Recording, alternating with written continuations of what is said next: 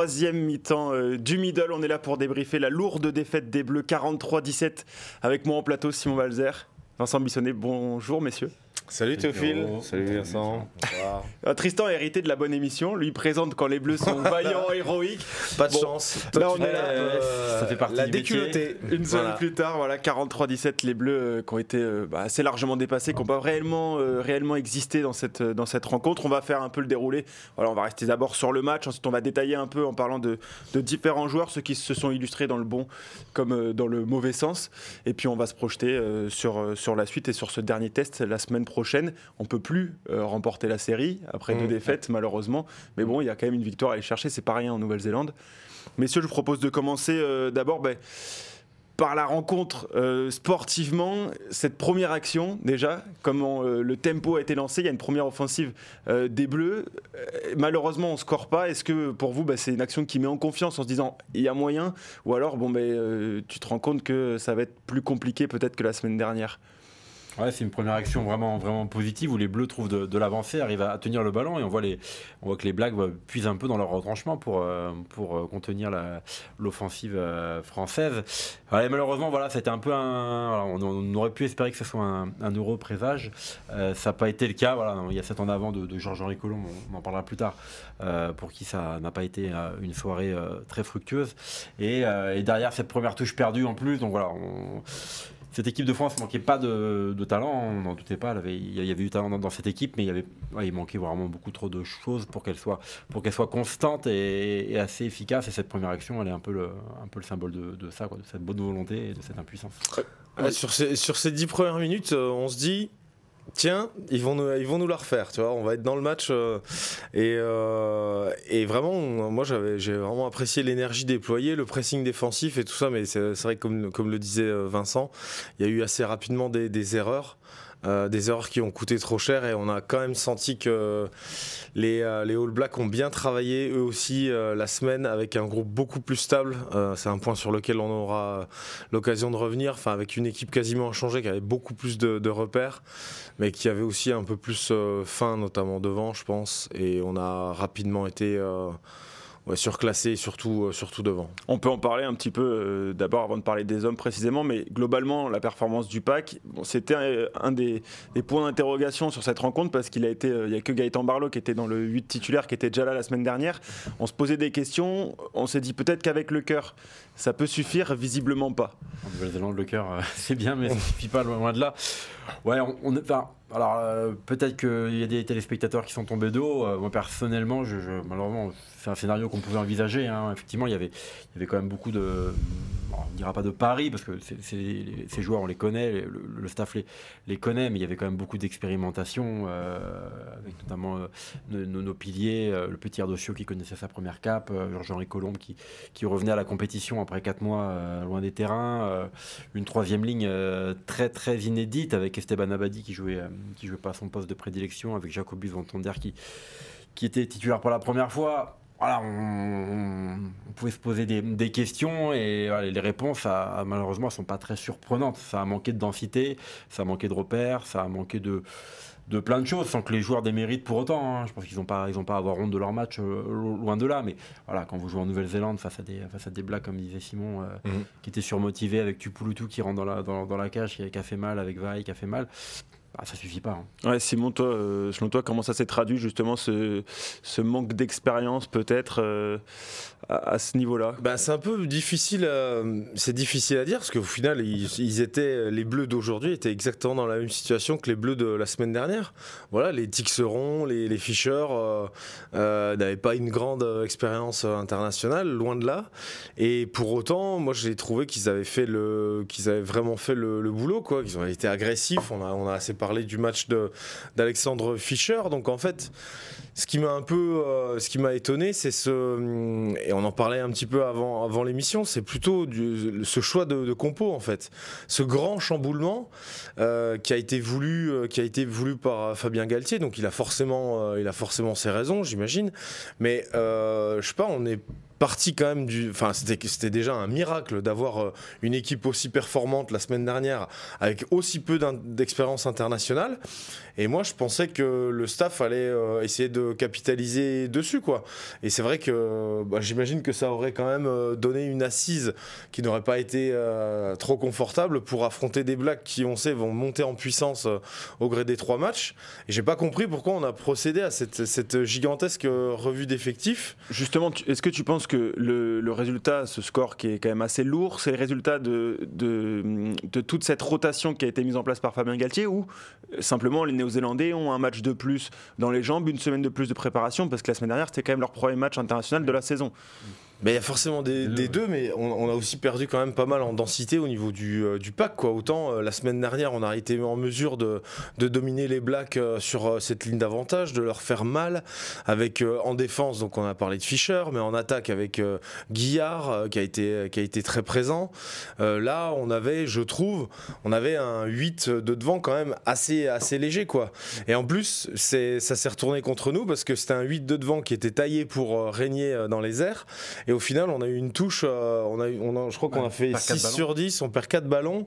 Donc on a vraiment eu les inconvénients de ce qui aurait dû être notre force. Mais puisqu'au final, il n'y avait pas grand monde dans ce paquet d'avant qui avançait. Réellement, on n'a pas eu... Un des paris gagnants de Fabien Galtier la semaine dernière, ça avait été notamment de mettre Mickaël Guillard en 8, qui avait fait un bon match.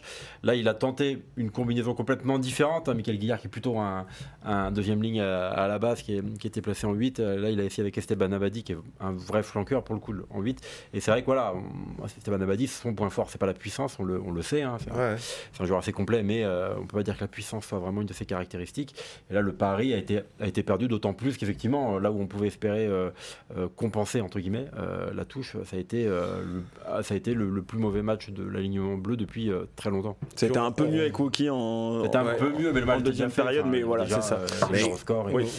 Vas-y. Et pour en revenir à ce que disait Simon tout à l'heure, c'est vrai qu'on peut s'interroger. Hein, il y avait entre guillemets, une espèce d'ossature qui s'était dégagée du premier match de par la prestation que les Bleus avaient livrée, même si c'était déjà un 15 assez expérimental et inédit. Mais je crois que c'était un peu inscrit dans le planning de cette tournée qu'il y aurait une rotation entre le premier et le deuxième match, et que sur la troisième, il y aurait une synthèse de ce qui avait marché. On peut effectivement, voilà, après coup, on peut déplorer. Le pari de la fraîcheur n'a pas été payant pour Fabien Galtier. C'est ça, c'est comme ça que Fabien Galtier l'a justifié en conférence de presse au moment de l'annonce de la composition.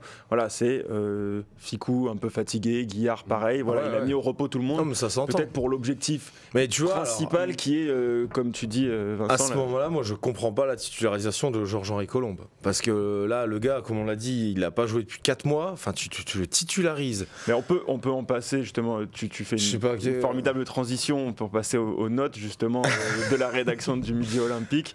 Vous pouvez découvrir sur le site de Rugbyrama. Pour ceux qui sont abonnés exclusivement et ceux qui ne le sont pas, honte sur vous et abonnez-vous. Non, parmi les notes, voilà, la plus sévère, on va dire, c'est celle qui a été donnée à Georges-Henri Colombe, qui a pris 1,5 sur 10, ce qui est très faible. J'ai une question là-dessus. Est-ce que, selon vous, les torts sont partagés? Est-ce que Fabien Galtier l'envoie au feu, en fait, en l'envoyant en Nouvelle-Zélande, après, du coup, 4 mois sans compétition? Moi, je trouve que les torts sont partagés. On a mis cette note parce que, clairement, la prestation, elle n'y est pas. Georges-Henri Colombe a commis beaucoup de fautes, des fautes de main, mais surtout, nous, ce qui nous a vraiment dérangé, c'est au niveau de son engagement. Voilà. On l'a vu souvent. Alors, qui marche Bon, déjà, c'est très limite, mais surtout, voilà, on l'a vu défendre autour d'un maul en marchant, voilà, sans mettre la tête. On trouve qu'il y a vraiment il n'a pas été du tout à la hauteur de l'engagement d'un match international et même d'un match de rugby. Donc mais en même temps, il faut tempérer tout ça. Mais il faut aussi tempérer tout ça. Et je trouve que les torts sont partagés parce que, je sais pas, j'arrive pas à comprendre pourquoi Fabien Galtier a décidé de le titulariser. Il le voit mieux que nous, il le voit à tous les entraînements, il sait pertinemment que Georges-Henri Colombe n'a pas 50 minutes ni même 40 minutes dans les jambes. Ça fait 4 mois qu'il a pas joué, même s'il s'entraîne bien. enfin, j'arrive pas à comprendre comment, pourquoi on a choisi de l'envoyer au feu comme ça, quoi. Donc résultat, bah, bien sûr, s'il était oxy, au bout d'un moment, t'as plus le gaz pour aller dans les malls et tu marches à côté des malls alors que tu devrais être dedans pour défendre. Donc c'est sûr que c'est une note très sévère, mais bon, la prestation n'y est clairement pas, et c'est dommage qu'on ne puisse pas noter aussi le staff, parce que je pense que ça fait aussi, enfin, il y a une vraie responsabilité du staff dans cette prestation. Toi, Vincent, qui le côtoie davantage parce que tu suis le club de La Rochelle pour le Midi Olympique, tu étais surpris par cette décision, ce choix de Fabien Galtier, et ensuite par la performance de Georges-Henri Colombe? On disait Simon, surpris par rapport au fait que voilà, depuis le 1er mars, Georges-Henri Colombe n'avait pas mis le pied sur un terrain de rugby en compétition. Pour quelle raison déjà? Parce que le staff rochelais estimait qu'il ne faisait pas les efforts nécessaires. Et comme La Rochelle a l'avantage d'avoir 4 piliers droits internationaux, Antonio, Sclavi et Kuntelia. Voilà, donc en fait, il y a aussi le départ évidemment de Georges-Henri Colombe qui n'a pas joué en sa faveur dans le départ pour Toulouse. Mais voilà, ça fait des mois et des mois que le staff de La Rochelle trouve que Georges-Henri Colombe ne fait pas les efforts nécessaires en dehors du terrain pour être à 100%. Voilà, donc ça explique cette situation. Et malheureusement, il n'y a pas eu de bonne surprise. Voilà, on pouvait se douter que Georges-Henri Colombe manquerait de rythme et d'un peu de repère aussi, hein, parce que le rugby, forcément, on a la confiance vient en jouant. Donc il n'y a pas de surprise. Dans le fond, voilà, effectivement, c'est un pari raté complètement de la part du staff. Je vois aussi comme une marque de confiance à l'attention du joueur, comme un peu une main tendue. En l'absence, notamment des Toulousains, on a dit à Georges-Henri Colombe, on t'emmène avec nous, ça veut dire on croit en toi et on pense que voilà, tu as 27 ans, on pense que tu vas encore compter à l'avenir. Je le vois peut-être un peu positivement comme ça, mais et ça rejoint un peu ce que je pense de son départ pour le Stade Toulousain. Je pense qu'aujourd'hui, Georges-Henri Colombe, c'est un joueur qui a été loin d'avoir exprimé tout son potentiel, même si avec La Rochelle, il a fait de très belles choses. On se souvient, en Champions Cup notamment, c'est lui qui met l'essai de la victoire à Dublin, donc on ne va pas lui retirer ça, loin de là. Mais voilà, je pense qu'aujourd'hui, Georges-Henri Colombe, c'est un joueur qui a besoin vraiment de se relancer d'un nouveau départ. J'espère que Toulouse, qui sait généralement mieux que tout autre club de top 14 tirer le meilleur de ses joueurs, arrivera voilà, à faire de Georges-Henri Colombe ce pilier international constant qui fait les efforts nécessaires pour qu'il puisse demain être un joueur de l'équipe de France à part entière et répondre présent dans ses rendez-vous. Voilà, je l'attends en tournant à Toulouse. Je lis dans les commentaires, il y a Mister Wantou qui parle de joueurs qui ont perdu des points. Parmi ceux qu'il cite, il parle de la charnière, le Garec second. La question c'est, est-ce qu'une charnière est tellement tributaire de son paquet d'avant? Ça on le sait. Le paquet d'avant a été en difficulté. Est-ce que la charnière a réellement perdu des points, ou alors ils sont juste... Voilà, c'est juste la conséquence en fait d'un pack qui recule.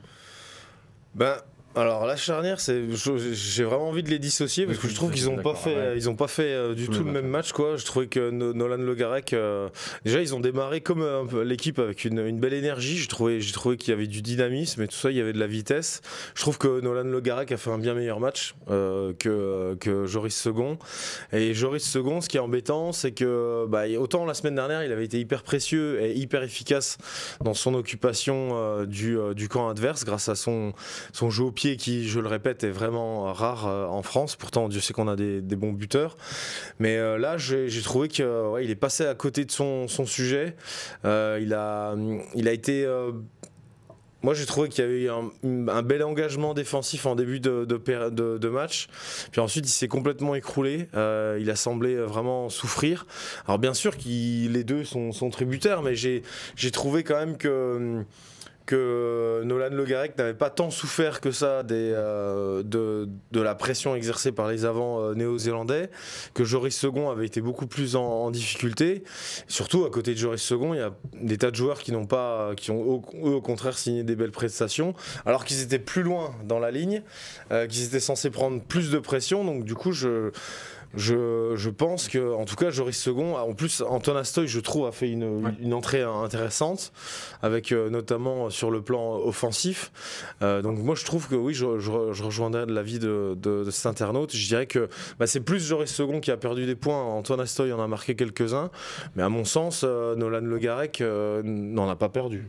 Ouais, moi je dissocie dans leur match effectivement, et même dans leur situation pour moi dans la hiérarchie aujourd'hui à leur poste. Nolan Le Garec, pour moi c'est un joueur quand même c'est un joueur d'avenir qui va compter. Alors là, il y a Antoine Dupont évidemment mis à part, mais Maxime Lucu qui sort de sa meilleure saison et qui aujourd'hui est devant lui dans la hiérarchie. Mais Nolan Le Garec, on sait qu'il va compter, on sait qu'il sera dans les groupes, il aura des matchs.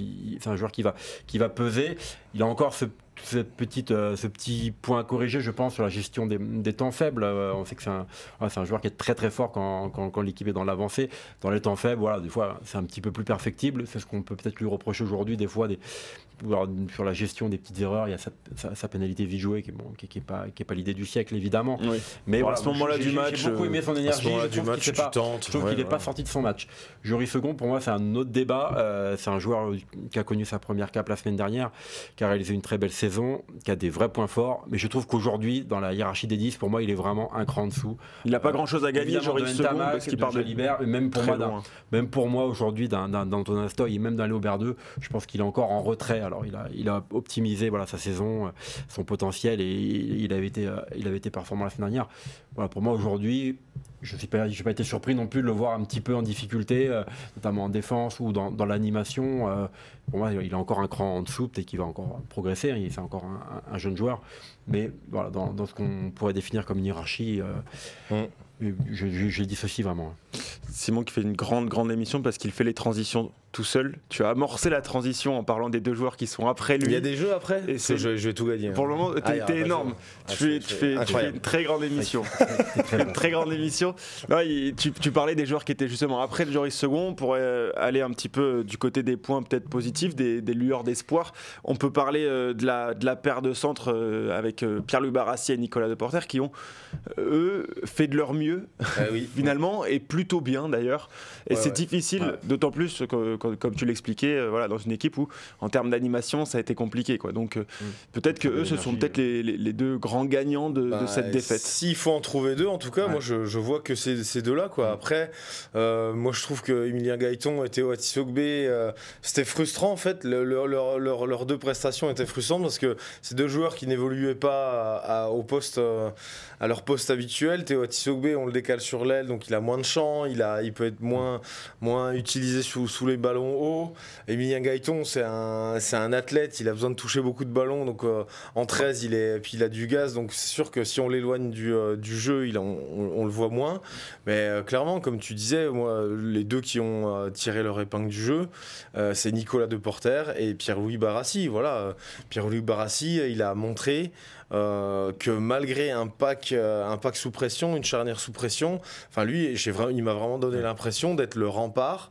Il va à 10 000. C'est ça qui est impressionnant. Il a un coup de rein. Une belle énergie, alors qu'il a vécu une saison assez longue. Il était en finale, il avait un peu plus de jet lag récent que les autres. Surtout que c'est un joueur qui a été pas mal touché par les blessures durant sa jeune carrière. Cette année, il arrive enfin à enchaîner. Il fait une saison franchement énorme avec le Stade Toulousain. Et à l'issue de cette saison-là, il se tape une tournée en Nouvelle-Zélande sur laquelle il performe encore. Il est content, lui, je crois que, comme tu dis, il a été beaucoup privé de temps de jeu, de terrain. Il est content de pouvoir enchaîner les défis, et il a confirmé ce qu'on avait vu avec Toulouse toute l'année, c'est-à-dire qu'aujourd'hui, Pierre-Louis Barassi, pour moi, il coche toutes les cases du haut niveau, quoi. C'est un bon défenseur, c'est un mec avec de l'énergie, c'est un mec qui a du ballon, c'est un mec qui a des cannes, il est costaud. Je pense qu'il pourrait en premier centre, il pourrait être intéressant aussi. Aujourd'hui, voilà, c'est vraiment un beau centre du. Est-ce que pour vous, c'est peut-être le seul joueur qui est numéro 1 dans la hiérarchie absolue du 15 de France qui est présent sur cette tournée? Après, au centre, c'est bouché. Il y a Deporter, il y a Moefana qui semble au poste de numéro 12 intouchable. Et après, en 13, il y a du monde. On parle de Gaëton, on parle de Deporter et Barassi aussi. Mais il y a une bonne émulation pour le coup. C'est pas des. Voilà, on a plusieurs premiers choix. Il fait un bon match aussi la semaine dernière. C'est justement, c'était la suite. La semaine prochaine, tu reconduis cette paire de centres ou tu réintègres Gaël Fickou? Gaël Fickou apporte quand même, je pense quand même, par rapport à ce qu'on a pu voir sur la gestion un peu globale du match, je pense que Gaël Fickou, il a un côté un peu rassurant. On l'a souvent présenté comme le papa des lignes arrière, même s'il est encore relativement jeune. Je pense que ce côté-là, ça peut vraiment jouer en sa faveur. Fickou Barassi ou Fickou Deporter. Ou sinon tu laisses Deporter face à Bill Proctor parce qu'il a mis un énorme cul à Billy Proctor. Mentalement, il est à l'ascendant. On n'a pas parlé de Porter aussi, mais lui aussi, il est dans le même cas que Barassi. Il s'est tapé une saison XXL avec Bordeaux. Il arrive plus tard que les autres, comme Barassi, et il a été tout de suite performant. Moi, j'ai été impressionné aussi. Lui aussi, il pédale. Enfin, on savait quoi qu'il allait super vite, mais là, il les enchaîne les courses à haute intensité. La pression qu'il met sur cette action là, en première mi-temps là, où ils font sur Will Jordan, enfin c'est cool quoi. Et derrière lui, t'as tout de suite Atisogbe et Barassi justement. Donc du coup, moi j'ai vraiment trouvé les trois quarts. Et d'ailleurs, c'est pas un hasard si les notes sont meilleures du côté des trois quarts dont je me suis occupé. Et les notes sont meilleures du niveau trois quarts que les avant, parce que tu sais, on dit tout commence devant au rugby. Bon, bah là, j'ai eu l'impression quand même que. Alors je sais pas si c'est un problème de combativité, d'engagement et tout ça, parce que j'ai pas l'impression non plus qu'un mec comme Josh Brennan se soit planqué tout le match. Au contraire, il y a vraiment des avants qui se sont livrés, mais je pense qu'il y a forcément des trous dans la raquette au niveau du pack. Il y a forcément des mecs qui se sont moins engagés que d'autres, mais en tout cas derrière moi cette ligne de trois quarts. Et même Léo Barré, s'il a été maladroit, qu'il est moins bien noté que les autres. Difficile de jauger Léo Barré sur cette rencontre. Je l'ai trouvé quand même agressif et intéressant, et j'ai trouvé qu'il y avait. Donc, comme quoi, ouais, tout ne commence pas devant. En tout cas, les trois quarts ont fait ce qu'ils ont pu pour inverser cette pression. Et mine de rien, je trouve qu'ils y sont plutôt bien arrivés, quoi, face à une ligne d'attaque vraiment redoutable. Et Sofiane Guitoun disait sur ce plateau même dans Kick-Off Rugby cette semaine qu'il attendait de voir notamment Joshua Brennan à ce niveau-là, c'est sa première sélection au deuxième ligne toulousain qui a inscrit son premier essai pour cette première sélection contre les Blacks. On peut difficilement faire mieux. Qui a quand même pris un carton jaune. Oui. Alors dans les commentaires, on parle quand même pas mal d'arbitrage. Je sais pas si celui-là il vous semble dur ou non. Et après, on peut parler de la performance globale du Toulousain, si vous voulez. Pour moi, il n'y a pas photo. Il le retourne vraiment, il tombe sur la tête. Si on fait le comparatif, contact tête-tête, machin. Si on fait le comparatif des cartons, on a un carton jaune pour un plaquage où vraiment le joueur quand même bascule, et un carton jaune pour un en avant volontaire à 20 mètres de la ligne. Je pense pas que le match se soit joué sur l'arbitrage. Et donc la performance du deuxième ligne, moi je le trouve bluffant, quoi. Je le trouve bluffant parce que on voit ce grand échalas là se porter aux quatre coins du terrain. Il est méchant comme une teigne. On voit bien qu'il a été formé à bonne école, parce que son père quand même, fils de Trevor Brennan, il faisait fuir la moitié du rugby européen quand il jouait avec Toulouse en Heineken Cup. Moi j'ai des images de Trevor Brennan. Enfin, c'était avec pelouse, c'était des tueurs. Ils en ont fait reculer quelques-uns. Donc voilà, il a été éduqué à bonne école, et je trouve qu'il est il est encore peut-être, désolé pour le papa, mais il est meilleur que son père parce qu'il est vachement plus mobile. Enfin, il est plus moderne, quoi, tout simplement. Ouais. Voilà, c'est un vrai athlète, quoi. Et s'il arrive il fait preuve d'un engagement qui fait vraiment plaisir, et s'il arrive à justement toujours être resté sur la brèche, quoi, à ne pas tomber du côté de la pénalité ou du carton, s'il parvient à gagner en efficacité comme ça, c'est sûr que ça va être un joueur très intéressant. Et on a bien vu la saison qu'il fait avec le Stade Toulousain. Je crois qu'il n'y a pas photo. Il arrive à mettre Méafou sur le banc quand même sur les phases finales, ce qui est pas photo, ce qui est pas rien, sans qu'il y ait non plus de matière à polémiquer. Et il paraît qu'il avait mal au mollet encore, enfin qu'il a encore un mollet un peu douloureux. On l'a pas beaucoup vu. Personnellement, voilà, j'ai trouvé quand même, effectivement, comme disait Simon, très intéressant dans son impact, dans ses courses encore. Voilà, c'est vraiment un joueur. Oui, qui va compter, ça c'est évident. Un shot de whisky et les Irlandais, ça repart. Voilà. Avant le match, chacun ses secrets. C'était pareil, toi, à l'époque. Ouais, à l'époque, quand tu joues en Franche-Comté, ouais, t'as raison.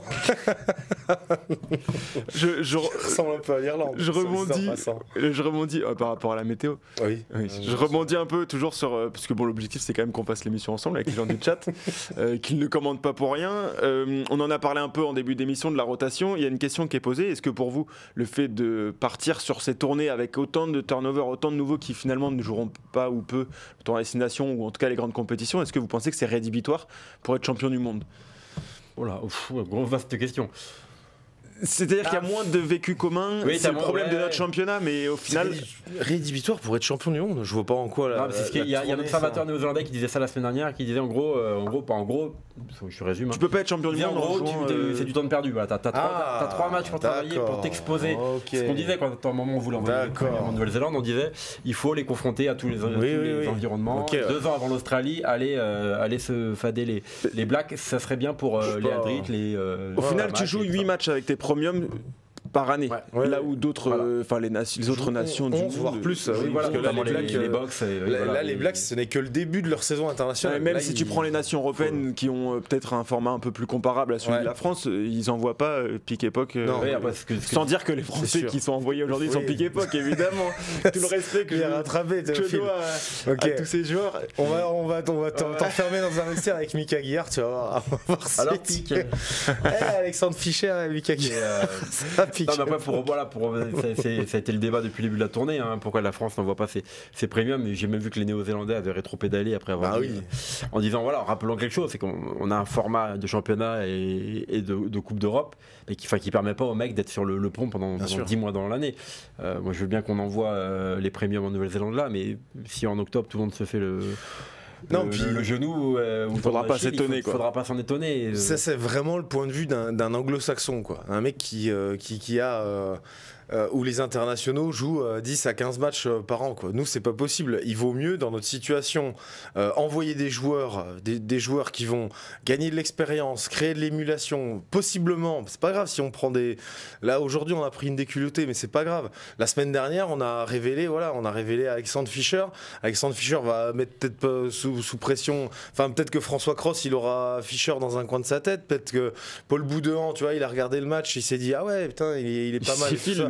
Moi, je préfère avoir un groupe certes qu'on fiche la paix au premium qui se repose après cette saison interminable, qu'on envoie des joueurs qu'on tente et qui en plus peuvent gagner du temps de jeu, de l'expérience et surtout augmenter cette émulation.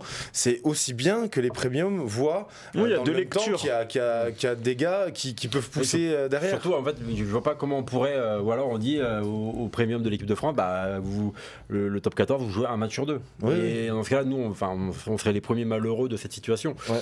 Je vois vraiment pas le. Voilà. Et après, les grandes leçons, dire vous envoyez pas les premiums en tournée, vous serez jamais champion du monde. Bah, bon, on va reprendre la Coupe du Monde 2023. On va regarder le quart de finale si vous voulez. Franchement, je pense que les Box peuvent s'estimer heureux avec l'arbitrage, mais même sans l'arbitrage, ils peuvent s'estimer heureux d'avoir poursuivi leur route. Je pense pas que ce soit rédhibitoire qu'on n'envoie pas les premiums dans le sud. Voilà, vous avez votre réponse du coup dans le chat. Nos 2 journalistes qui se sont engagés dans cette question. Non, très bien. Une info, enfin, c'est pas vraiment une info, mais une note qui est un peu peut-être anecdotique, c'est la question que je vais vous poser. La deuxième mi-temps, on fait match nul. Bon, ça nous fait pas gagner une tournée. Est-ce que c'est motif d'espoir ou en fait c'est complètement anecdotique et c'est juste que voilà, il y a une équipe qui a levé un peu le pied et l'autre. Ouais, je pense pas que les Blacks, ils ont défendu leur ligne, ils ont. Ouais. C'est un petit lot de consolation. Non, c'est bien. On pouvait craindre de prendre une vraie rouste quand même à la mi-temps. Oui. Il y a quand même 29-3. 29-3. Ouais. Si on double le score, ça fait 58-6. Ça aurait pas été. Ça fuse hein, là-haut. Les calculs, on n'est pas que des littéraires. Moi je suis qu'un littéraire, gros, j'aurais pris 2 jours à faire ça. 58-6, on n'aurait pas la même analyse aujourd'hui. Donc effectivement, Fabien Galtier a beaucoup insisté là-dessus après le match. Bon, il fait ça comme, c'est normal, mais il a plutôt raison dans le fond. C'est bien, voilà, on a vu que les entrants ont fait du bien, les mecs n'ont pas lâché le match et au final l'honneur est à peu près sauf. Donc c'est pas anecdotique. Après, par rapport au bilan global de la tournée, je pense qu'on aura oublié qu'on a fait 14-14 oui, non, clairement. Sur le deuxième test. Non, ce qui est positif, c'est l'entrée des remplaçants. Moi, voilà, j'ai aimé l'entrée de Cameron Wauquiez, j'ai aimé l'entrée de Régis Montagne. Je trouve que voilà, ils ont vraiment apporté de l'énergie, de l'agressivité, et heureusement que. Et c'est vrai qu'on parlait des fameux trous dans la raquette tout à l'heure. C'est vrai que dès que tu fais quelques changements comme ça, ton équipe va mieux, quoi. Alors que j'ai pas l'impression que les All Blacks aient forcément levé le pied, quoi. Est-ce que pour vous, vu que le troisième test sera sans doute un mélange entre les deux premiers avec des joueurs qui ont gagné des points sur le premier, d'autres sur le deuxième, quels joueurs selon vous sur cette rencontre ont peut-être gagné leur place pour jouer ce troisième test qui sera pas une finale mais qui sera en tout cas le match le plus relevé, en tout cas côté français peut-être. Au centre, même si bon, il y a Emilien Gaëton quand même qui n'a pas démérité. Bon, il était à l'aile donc il n'a pas pu beaucoup s'exprimer. Mais c'est vrai qu'Emilien Gaëton, je pense qu'il sera dans la discussion pour le poste de 13, mais bon, il sera pas seul. Et à droite, du coup, moi je dirais Régis Montagne. Hein. Franchement, il fait une entrée correcte à côté d'un Rabat Slimani qui sera forcément moins mobile et d'un Georges-Henri Colombe dont on a déjà parlé. Bah, franchement, moi ça me paraît être alors ce serait super surprenant de le titulariser. De le mettre d'entrée, mais pour ce troisième test, mais franchement, pourquoi pas quoi. Il a été deux fois remplaçant, ce serait pas non plus volé. Oui, non, c'est pas volé. Il a fait de bonnes entrées. Moi, j'aurais pas peur de le mettre là. Bah, après, je sais pas. Il y aura je sais pas, parce que Léo Barré aujourd'hui a vraiment perdu des points. Je sais pas. C'est vrai qu'on a été tellement ébloui par Théo Tifokbe la semaine dernière, qu'on dit, même sans forcément, voilà. Entre guillemets, punir Léo Barré de son match, mais c'est vrai qu'on a envie de revoir Théo Tifokbe à l'arrière, donc il y a aussi des arbitrages par rapport à la polyvalence des mecs. Est-ce que Emilien Gaëton, que le staff a en bonne estime, est-ce qu'on le laisse à l'aile finalement, parce qu'on trouve quand même qu'il coche beaucoup de cases aussi pour en deuxième ligne. Josh Brennan a certainement marqué des points aussi, de là à c'était qui sur le premier test? Je me souviens plus. C'était Tyler Duguid et c'était Kamandoki. Non, c'était pas remplaçant. C'est vrai, il était remplaçant. Qui était l'autre deuxième ligne C'est une excellente question. Punaise, alors là j'ai le chat va nous. Oui, le chat, aidez-nous. C'était un petit jeu concours en fait qu'on a produit. Aidez-nous, qui était titulaire la semaine dernière. Punaise, j'ai un trou, j'ai pas fait les avants. C'est Orad. Ah bah oui, Radou, bien joué. Hugo Radou. Bah ouais, tu vois, moi je pense qu'entre un... Enfin, vous dormez dessus dans le chat, c'est scandaleux, franchement. Entre Hugo Radou et Josh Brennan, je pense qu'au vu de la prestation de Josh Brennan, maintenant il y a question, même si Hugo Radou a fait un match correct la semaine dernière, et que je trouvais qu'il avait bien répondu justement dans cette agressivité, ce défi physique. Donc voilà, après on aimera revoir quand même Michael Guillard, on aimera Tyler Duguid aussi, je pense qu'il a quand même fait un super premier match. Surtout un profil les troisième lignes clermontois appréciable. Sur la densité, je pense qu'il y a une vraie question de densité. Oui, voilà, c'est ça. Ceux qui avaient répondu à la densité, je pense qu'aujourd'hui, par exemple, typiquement, Jacobus Vantander avait une carte à jouer parce qu'il a fait plutôt une bonne entrée la semaine dernière. Bon, je pense que là, par rapport aujourd'hui avec son t-shirt, il n'a pas pris le lead, comme on dit. Donc je pense que même sur le pack, on aura quand même une vraie ossature du premier test. Ça serait pour le coup logique et plutôt mérité. Et un petit mot pour finir sur les Néo-Zélandais qui étaient sans doute vexés par cette première rencontre. Dans la presse, le 15 de France a été assez largement décrié justement pour ce large turnover sur cette tournée en Nouvelle-Zélande. La première rencontre a été bien plus difficile que ce qu'imaginaient peut-être les Néo-Zélandais. Ils ont été clairement vexés. C'est une réponse un peu d'orgueil de la part d'une équipe qui sur le papier est quoi qu'il arrive meilleure que la France, en tout cas avec ces joueurs-là. Bah ben, on a moins entendu Justin Marshall cette semaine, hein, on va pas se mentir. Il n'y a plus de réseau. Qu'avait-il dit Justin Marshall pour il a dit que c'était scandaleux qu'on arrive avec nos joueurs. Là pour le coup, il les avait vraiment traités de pique-époque. Après lui, il peut peut-être plus se le permettre que moi. Il a plus de sélection que toi. Ouais, carrière, c'est taille-taille. Non mais bon, enfin je veux dire, non mais après oui, je peux comprendre lui, c'est son rôle, c'est un polémiste. C'est même plus un chroniqueur, c'est un polémiste. Voilà, c'est un ancien demi-mêlée qui a dû parler dans la bouche à tous les demi-mêlés du monde pendant 15 ans. Donc c'est normal qu'il soit dans ce rôle, mais il avait été volontairement provocateur. Et il est revenu, sur ses propos, ou du moins on l'a moins entendu parce que justement cette première équipe de France avait fait un test match remarquable. Mais après, moi j'avais lu la presse néo-zélandaise à la suite au lendemain de ce premier test, et c'est vrai que ils étaient durs quoi, avec leurs joueurs. Ils étaient durs avec leurs joueurs. J'ai plus vraiment les notes en tête, mais je sais que ils étaient déçus. Voilà, il y en a plein qui en avaient pris pour leur grade, et on sait qu'au pays au long nuage blanc, c'est la moindre sous-performance. Je dis même pas une contre-performance, mais dès que tu sous-performes, ça déchaîne entraîne les passions. Donc là, ils avaient, on imagine qu'ils avaient envie de bien faire et ils avaient des compteurs à remettre à zéro. Ouais. Et c'est nos pauvres jeunes bleus qui en ont fait les frais, quoi. Il y avait cette envie de bien faire, on l'a senti, cette envie de remettre les choses dans le bon ordre avec tous ces, on les a vus notamment devant, hein, tous ces charges, ces séquences, ces mauls qui nous ont fait tellement mal. Et il y avait ça, et après il y a aussi une vraie question, je pense, de monter en puissance, mais la plus technique, tactique, parce que par exemple la semaine dernière, ils avaient battu 30 défenseurs, ils en ont battu 25. Le rapport, finalement, la semaine dernière, ils avaient créé autant de différences, hein, ils avaient 2 fois plus de franchissements, 13 contre 7 qu'aujourd'hui. Ouais. Simplement, ils avaient vraiment manqué de précision, et je pense que là, il y a vraiment une question de réglage, d'entraînement, de besoin de jouer ensemble.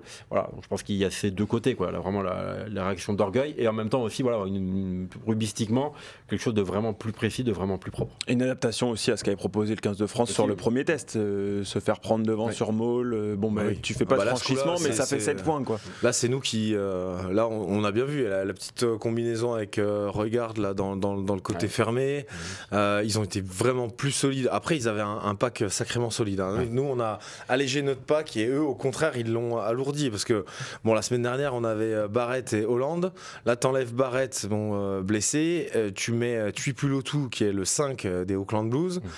Là tu joues avec 2-5, tu joues avec Tupu Vai qui joue souvent quand même deuxième ligne avec les Chiefs. Ouf, t'avais un 8-2 devant, vraiment épais, quoi. Hardy Savea en 7 qui est aussi un 8. Enfin, là, c'était un peu le contre-pied du 15 de France. Sorti, bien sûr. Là, forcément, devant, on pouvait pas. Enfin, on l'a vu, on a beaucoup souffert, quoi, sur les ballons portés. Là, c'était pas le 15 de France de la semaine dernière. Hein. Ce qui les a pas empêchés de prendre leur ballon en touche, en tout cas sur la première heure de jeu, ils ont été efficaces. Donc, ils ont vraiment trouvé le bon combo. Question pour finir l'émission, parce que. Pareil, ça en parle pas mal dans le chat. Quel enseignement on peut tirer de ce genre de rencontre où le 15 de France arrive plutôt assez remanié, les Néo-Zélandais montent en puissance et eux présentent plus ou moins leur équipe type. Est-ce qu'on peut vraiment en tirer des leçons de ce genre de rencontre ? Si oui, qu'est-ce qu'on peut en tirer comme leçon ? Que la France a quand même un beau potentiel, effectivement, mais que ça suffit pas non plus pour matcher face à ce qui se fait de mieux au monde, en tout cas pas avec un temps de préparation assez court. Je pense que c'est pas vraiment une nouveauté non plus, hein. Je pense qu'aujourd'hui là c'est pas la qualité intrinsèque des mecs qui est tellement en cause, hein. C'est même s'il y a une ou deux méforts, mais c'est vraiment c'est manque de repères, de vécu commun. On le sait, on a 60-70 joueurs de très haut niveau, mais effectivement si demain on va être champion du monde, il faudra qu'on ait les meilleurs sur le terrain, quoi. Ouais, tu peux pas être performant, comme dit Vincent, tu peux pas être performant d'une semaine à l'autre quand à chaque fois tu repars à zéro. Comme je l'ai dit tout à l'heure, c'était déjà miraculeux d'avoir une équipe de France aussi performante et aussi conquérante la semaine dernière, compte tenu de l'expérience qu'ils avaient, des repères communs qu'ils partageaient. Là, si encore la semaine d'après tu repars d'une feuille blanche alors que l'adversaire en face il construit, franchement, on l'a presque mérité, cette raclée. On l'a presque mérité et on pouvait s'y attendre, quoi. Oui, donc, c'est dans l'ordre des choses, presque. Oui, donc en fait, le vrai enseignement, je pense qu'il sera la semaine prochaine quand on aura, quand le staff vraiment composera la meilleure équipe possible pour cette espèce de finale qui n'en sera pas une, mais au moins ce dernier match, pour voir si on est vraiment en mesure de battre des All Blacks avec, encore une fois, une équipe sur laquelle on pariait pas, on n'aurait pas mis un dollar néo-zélandais. Donc ce serait vraiment bien, ce serait le vrai enseignement, ce serait si les Bleus arrivent à pousser dans leur retranchement cette équipe des All Blacks la semaine prochaine, ça ce serait vraiment beau. Et là ça irait dans le sens on va vraiment savoir, parce que les Blacks auront leur montée en puissance. Là on a vraiment on aura la quintessence, un réservoir important, intéressant, et en plus on aura sauvegardé nos premiums, donc ce sera tout. Sur ce genre de tournée, c'est vraiment des joueurs individuellement qui peuvent se signaler et ensuite rentrer potentiellement dans l'équipe. Tous les enseignements collectifs, ils sont à prendre avec des pincettes. Oui, on sait que c'est pas forcément les mecs qu'on retrouvera lors de la tournée ou lors du tournoi ensemble, en tout cas. Donc effectivement, oui, souvent c'est un peu dans la globalité, que nous dit cette tournée du réservoir français et quels sont les joueurs qui vont compter demain. Voilà. Très bien. Merci messieurs. L'enseignement, c'est quand même pas si mauvais que ça au rugby, quoi. Quand tu es capable de sortir 70 joueurs qui peuvent tenir le coup, quand même, ça c'est intéressant. Mais ça fait pas de champion du monde encore. Non, voilà. C'est ça exactement. Il y a une très belle phrase de Judge Dredd qui dit: le réservoir ne sert à rien si ton moteur est grippé. Donc avoir 70 joueurs de haut niveau, si les 23 sur la feuille de match ne le sont pas, ça sert à rien. Donc je vous laisserai méditer là-dessus. Avec un gros réservoir, on va loin. Du coup. Bon voilà, merci à vous messieurs, merci à Perle en régie, et puis merci à ceux qui étaient là dans le chat, assez actifs, des débats passionnant aussi. Nous on se retrouve jeudi pour Kick-Off Rugby comme chaque semaine, et puis on se retrouve également la semaine prochaine pour débriefer le 3e et dernier test match des Bleus en Nouvelle-Zélande. Ciao tout le monde.